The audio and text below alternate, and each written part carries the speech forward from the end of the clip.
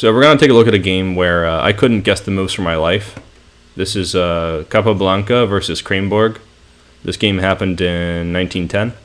That was a good year for someone. And so maybe I could guess the opening, but that doesn't really mean much. So we're looking at some London type stuff from Capablanca, who surprised not me. We're going to skip ahead to the critical moment. So actually e5 is somewhat critical. I think this is a mistake. But let's talk about the mindset of the endgame player, right? If we know that endgame is a strategy and not just something that happens and isn't, so I guess we should say that endgame is not something that happens to us. Endgame is something that we choose. It's a deliberate thing. It's a strategic device. So if we're looking at this position early on from an endgame point of view, and maybe now it'll start to make sense why I showed you so many examples that weren't endgames. How should we be looking at this? All right, good night, Trophy74. Thanks for tuning in. This move e5, it actually creates some modifications for the endgame. After pawn takes e5, knight takes e5, knight takes, queen takes. There's a big difference here. So this pawn on d5 is now unsupported long term, right? Importance of the pawns. So we're thinking about the pawns in the beginning of the game if we're trying to play the endgame well.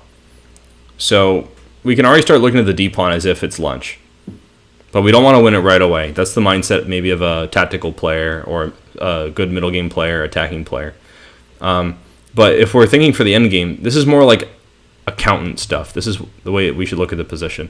Here, Capablanca made a much better decision than castling. He played bishop b5.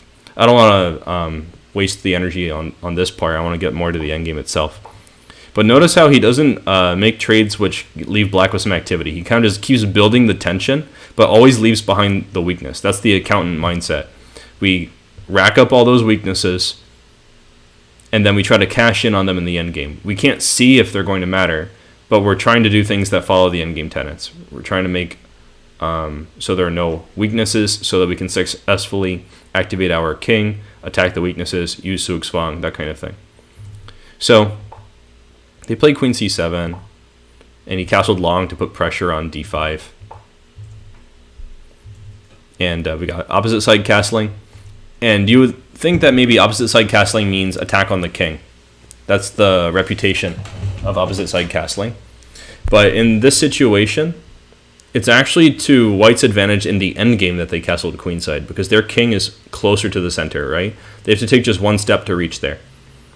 So this was actually an endgame decision, even though this is just move 13. So let's see how it goes. Swap some pieces, attack some pawns. And you would think, oh great, now he's ruined his endgame chances. The d5 pawn is supported. But the d5 pawn is also immobilized. It cannot advance without capture. And the pawn on c6, it's a doubled pawn. Now the a6 square is weak, the c6 square is weak. This is already a first. Create multiple weaknesses that they can attack so they can go back and forth, attacking both until their opponent can't take it anymore and they win something. Doesn't necessarily win by force, but it does win.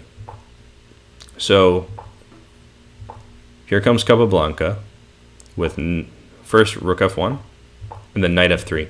So I couldn't guess this move because I was thinking, all right, endgame, I'm going to try to play like Capablanca.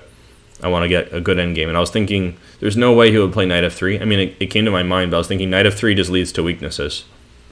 You get these immobilized pawns. But it turns out that when the knights are off, the rooks are now much more active. As the material comes off the board, the other material becomes much more important. So it turns out that these weaknesses, like on c6 and d5, it's a problem. Just guy, we still don't have pairings. Jeez. Actually, I'm not surprised. I'm just going to chill and see what happens tomorrow. So at any rate, so here we go. I'm going to fast forward a little bit. Capablanca played rook d4, so it can simultaneously defend the king side and also attack all the weak pawns on the queen side. So that's a good move. Certainly an endgame player attitude. And then he played b3 in order to gain some new lines for his other rook. So now he gets the open a line. So he's targeting that weak a pawn.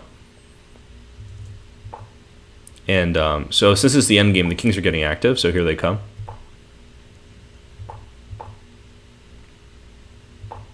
That rook just flew into activity. And it's kind of like it was its destiny ever since the capture on c6. And I'm going to go through this a little bit fast, but I'll just highlight a couple moments. Here, h4. This might look like we're trading a weakness. You might think the g5 pawn's a weakness, the h2 pawn's a weakness, so trading weaknesses is good for the defending side, right? But actually, g5 is one of black's only healthy pawns. So trading this weak h2 pawn for the g5 pawn, even if it allows them to play like h6 and takes towards the center, this is a prudent decision for the endgame. So they refused. They wanted white to stay with some weaknesses. And I guess they were hoping for counterplay. But another endgame thing is you need to deny your opponent counterplay. If Capablanca played pawn takes, rook takes, this is very tempting for active players, people who are usually more strong in the middle game. But this kind of thing gives black unnecessary counterplay. It's better not to allow any such thing. So he played king e2 instead. And after pawn f3, king f3, rook f7, there was some hefty maneuvering, some improvement on all flanks.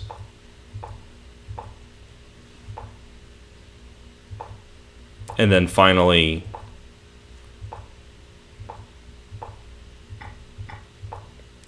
there was a breakthrough.